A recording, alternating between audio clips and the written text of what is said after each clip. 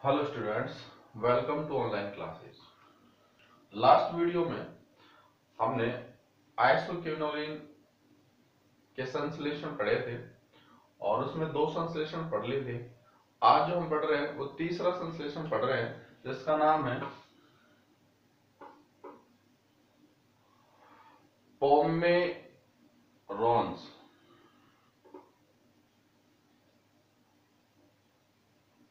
पोमेरॉन्स freeze संश्लेषण।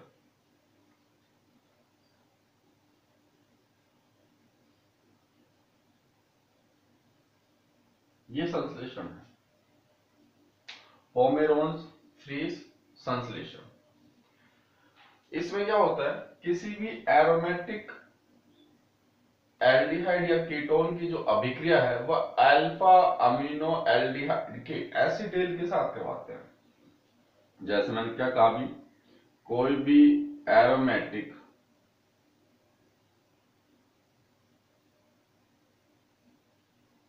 Aldehyde, इसका नाम क्या है, बेंजीन। इसकी रिएक्शन किससे कराओगे, अल्फा अमीनो एल्डिहाइड के एसिटेल के साथ। अल्फा अमीनो एसिटेट कैसे लिखोगे आप, ये मैंने लिखा CH2 NH2, अल्फा अमीनो तो हो जाएगा। एसिटेल क्या लिखोगे, CHO C2H5 का होल ट्वाइस। ठीक है, अल्फा अमीनो एल्डिहाइड के एसिटेल है, इसके साथ इसके रिएक्शंस करवाएंगे तो देखो क्या बनता है। करवाने पर इसका सल्फ्यूरिक अम्ल के साथ इसको आप लास्ट में हीट कर दोगे तो इसका साइक्लाइजेशन होके आइसोक्विनोलिन बनता है। देखो ये है रिएक्शन, ये बेंजील्डिहाइड है,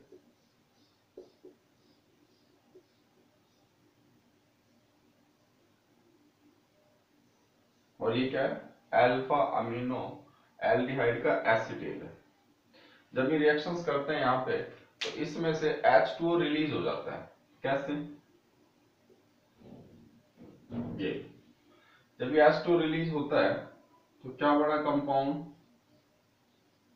रिंग, ये पाई बॉन्ड, ये पाई बॉन्ड, ये पाई बॉन्ड, ये जो CH था इस CH के साथ क्या हो गया अभी, डबल बॉन्ड N जुड़ गया। इस N के साथ क्या जुड़ रहा है, CH2। इस CH2 के साथ क्या जुड़ रहा है, CH। CH के साथ क्या है, O। C2H5 के दो है तो O C2H5। ये कंपाउंड बना कि नहीं बना, ये जो कंपाउंड बना है इसके ऊपर आप क्या डाल दो, H2SO4 सल्फ्यूरिक एसिड। ये H2SO4 क्या देगा, H प्लस देगा, और ये जो H प्लस देगा, या मैं इसको ऐसे लिख सकता हूं, यहाँ पे क्या है भाई, H प्लस, यानी ये क्या है, एसिड H2SO4 H प्लस देगा।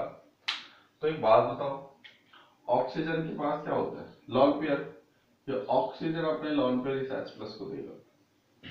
क्लियर, जब ऑक्सीजन इसको लोन पेयर देगा H प्लस को तो अब क्या बना,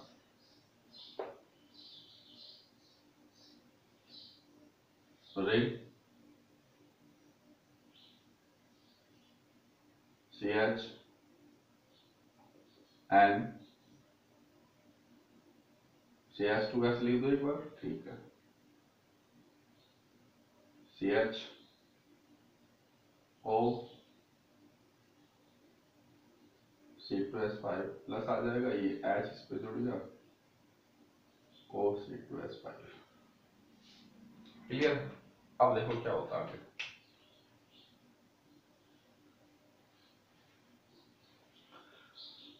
यहाँ पे हाइड्रोजन है, इस बोरिक इलेक्ट्रॉन ये लेके जाएगा।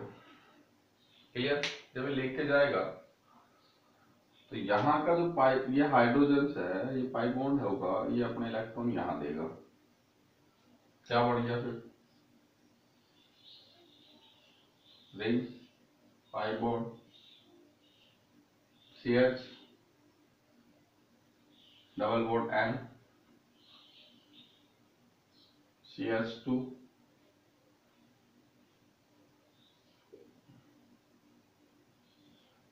CH और इसके साथ ये O C2H5 हो गया। इसमें साइक्लाइजेशन होगा, ये निकल के जाएगा तो ये अपना हाइड्रोजन यहाँ दे देगा, तो क्या बना भाई रिंग पाई बॉन्ड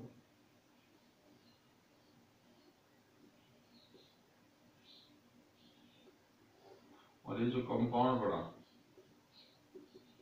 क्या बन गया आइसोक्विनोलिन, क्या रिलीज हुआ C2H5OH।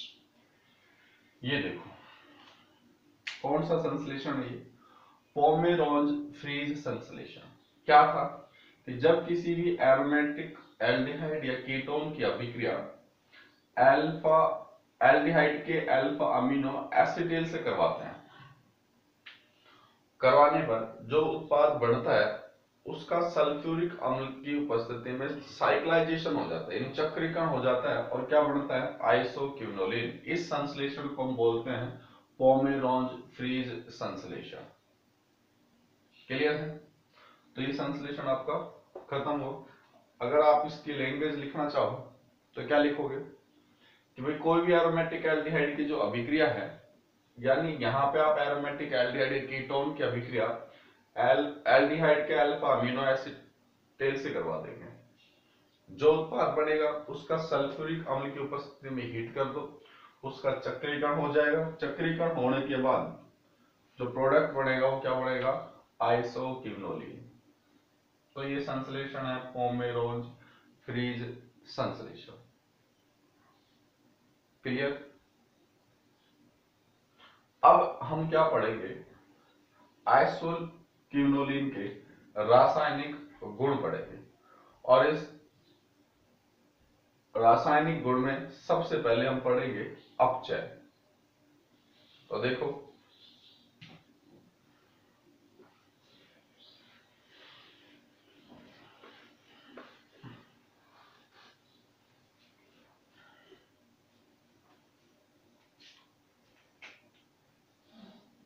हेडिंग क्या है, आइसोक्विनोलिन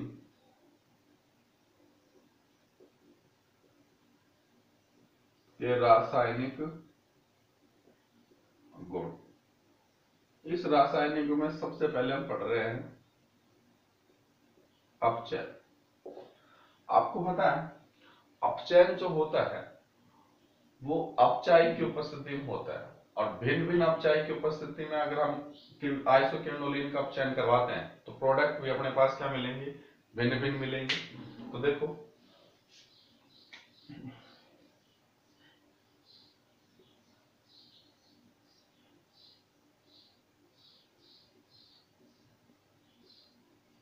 ये है आइसोक्विनोलिन,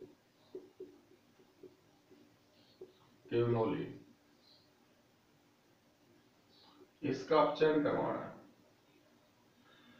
यदि आप आइसोक्विनोलिन का अपचयन, इसमें 3 कंडीशंस आएंगी।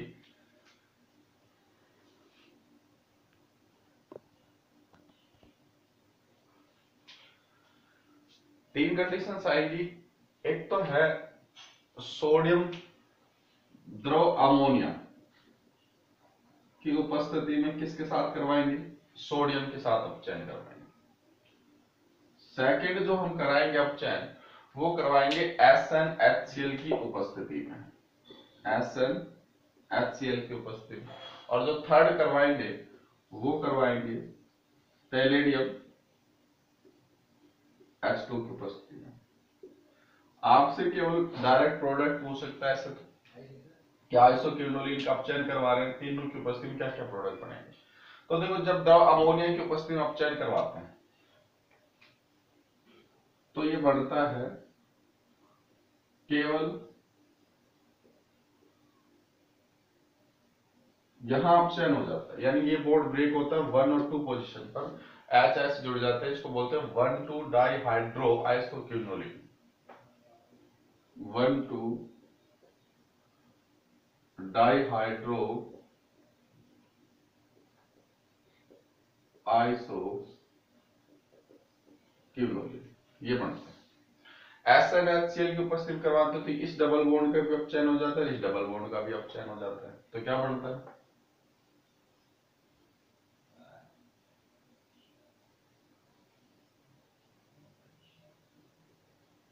इसको बोलेंगे 1,4 1 2 3 4 सब पे हाइड्रोजन लगी, 1 2 3 4 टेट्रा हाइड्रो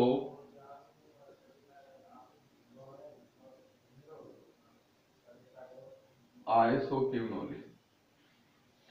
और जब PdH2 की उपस्थिति में इसका अपचयन करवाते हैं तो ये सारे हाइड्रोजन 1 2 3 4 5 6 7 8, तो 8 जगह हाइड्रोजन लग जाएगी,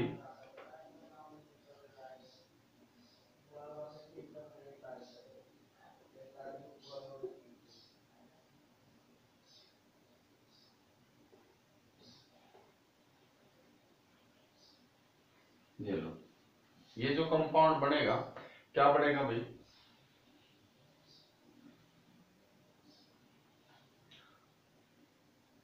यहाँ पे 1 ये H लगेगा, यहाँ पे क्या लगेगा H, सॉरी हाँ, तो ये जो बड़ा, ये जो कंपाउंड बना है ये क्या बना है, ऑक्टाहाइड्रो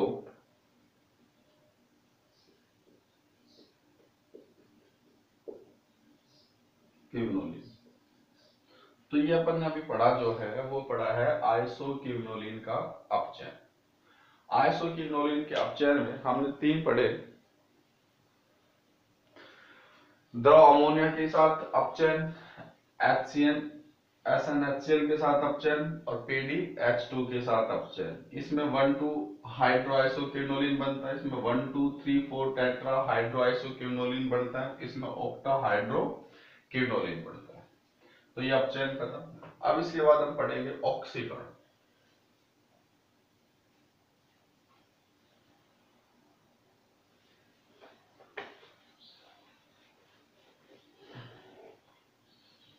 सेकंड पॉइंट क्या आएगा,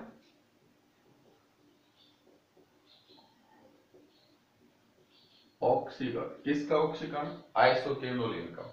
तो देखो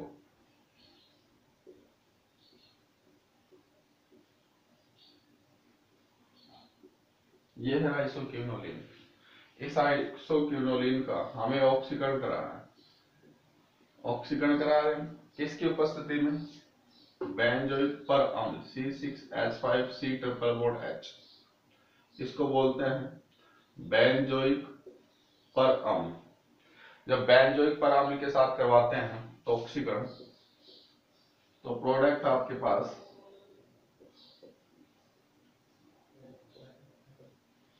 क्या बनेगा, N oxide isoquinoline, N oxide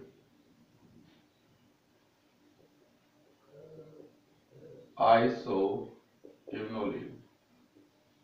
इस पे ऑक्सीजन आके कनेक्ट हो जाती है। यदि आपने इसका ऑक्सीडेशन क्षारीय KMnO4 से करवाया तो एक तो बनेगा थैलिक अम्ल और एक बनेगा सिनकोमेरिक अम्ल। क्लियर है, तो देखो इसमें रिंग टूट जाती है, एक तो प्रोडक्ट आएगा ये जिसका नाम है थैलिक अम्ल। क्लियर, और एक जो प्रोडक्ट बनेगा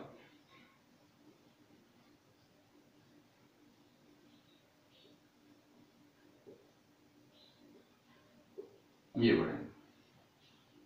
अब इसका नाम तो क्या होता है, थैलिक अम्ल, और इसका नाम होता है सिनकोमोरिक अम्ल, सिनकोमोरिक अम्ल। तो ये इसका ऑक्सीडेशन खत्म हो गया, किसका, आइसोक्विनोलिन का। अब जो हम पढ़ेंगे वो पढ़ेंगे आइसोक्विनोलिन की इलेक्ट्रॉन स्नेही प्रतिस्थापन अभिक्रिया।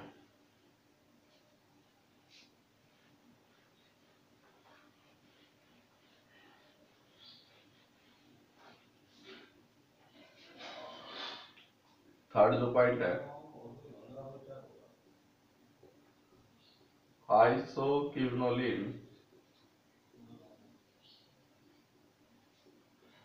की इलेक्ट्रॉन स्नेही प्रतिस्थापन अभिक्रिया। आइसोक्विनोलिन की इलेक्ट्रॉन स्नेही प्रतिस्थापन अभिक्रिया क्या होगी, ध्यान देना।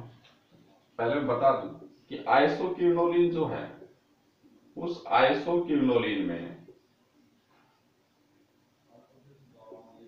जो प्रीडीन वलय है, इस प्रीडीन वलय का माइनस आई प्रभाव होने के कारण ये वलय तो इलेक्ट्रॉन न्यून हो जाती है, जिससे इलेक्ट्रोफाइल का जो अटैक होता है वो बेंजीन रिंग में होता है। और बेंजीन रिंग में भी क्या होता है, 5 पोजीशन पे और 8 पोजीशन पे। यानी आइसोक्विनोलिन में इलेक्ट्रॉन स्नेही प्रतिस्थापन जो अभिक्रिया है वो 5 और 8 स्थिति पे संपन्न होती है। जैसे हमने लास्ट वीडियो में हमने क्विनोलिन में पढ़ा था कि 5 और 8 स्थिति होती है, ऐसा ही आइसोक्विनोलिन में। तो सबसे पहले हम इनकी इलेक्ट्रॉन स्नेही प्रतिस्थापन अभिक्रियाओं की बात करें तो हम पढ़ते हैं पहले नाइट्रीकरण।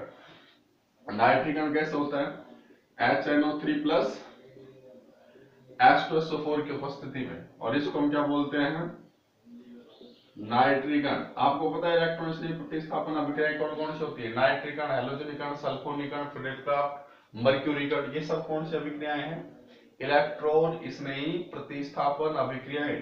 तो सबसे पहले अपन नाइट्रीकरण पढ़ेंगे। तो नाइट्रीकरण में क्या जुड़ता है, NO2। तो NO2 जोड़ेंगे हम,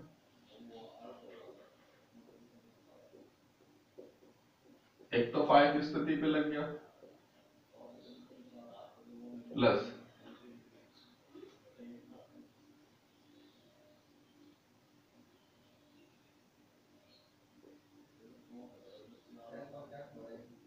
ये 5 स्थिति पे लगा, तो ये क्या हो गया, मुख्य उत्पाद है। तो ये हुआ नाइट्रीकरण। अब हम बात करें सल्फोनीकरण की। तो सल्फोनीकरण में क्या जुड़ता है, SO3H।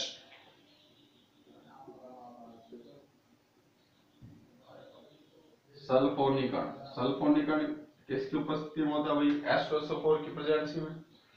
तो क्या बढ़ेगा प्रोडक्ट,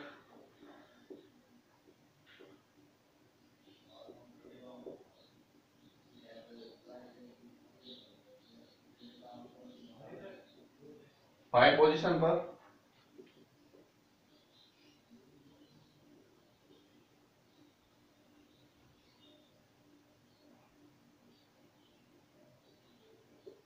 और एक पोजीशन। मुख्य उत्पाद कौन सा है, 5 पर। एक हम पढ़ते हैं मर्क्यूरीकरण, लेकिन इसमें याद रखना, एक तो मर्क्यूरीकरण का, एक ब्रोमीनीकरण का। दो इंपॉर्टेंट है, ब्रोमीनीकरण और मर्क्यूरीकरण। ये जो ब्रोमीनीकरण है ये इस 5 पार्ट पे नहीं होता, ये प्रीडीन की 4 वलय पर स्थित होता है। अब ये चीज याद रखना, ब्रोमिनेशन कराओगे तो 4 स्थिति पे होता है, यानी 4 ब्रोमो आइसोक्विनोलिन बनता है ब्रोमिनेशन में। और एक फोर्थ है मर्क्यूरीकरण। ये जो मर्क्यूरीकरण है ये मर्क्यूरिक एसीटेट की उपस्थिति में होता है, और ये भी 4 स्थिति पे होता है प्रीडीन की।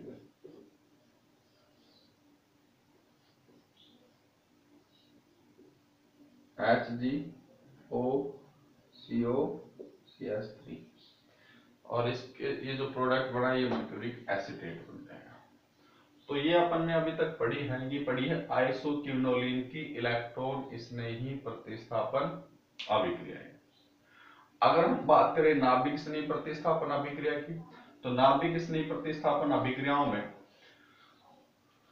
चिचिबेन अभिक्रिया आती है, तो वो यहाँ होती है पोजीशन 1 के ऊपर। क्लियर है, तो ये है अपनी इलेक्ट्रॉन स्नेही प्रतिस्थापन अभिक्रिया, किसकी, आइसोक्विनोलिन की।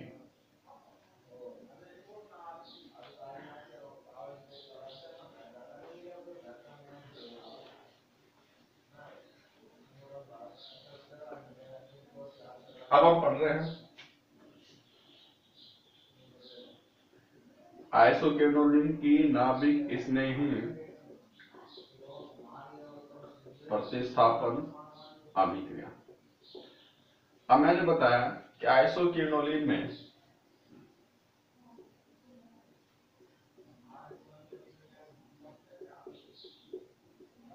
यह आइसोक्विनोलिन में नाइट्रोजन का -I प्रभाव होने के कारण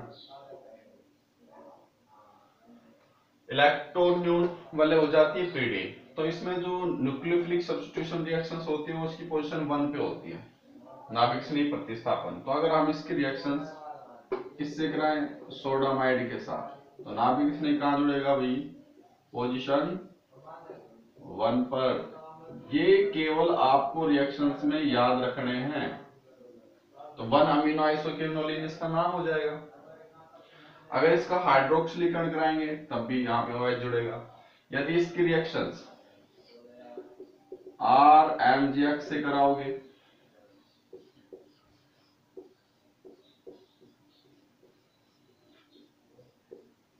तो यहाँ पे क्या जुड़ जाएगा, R।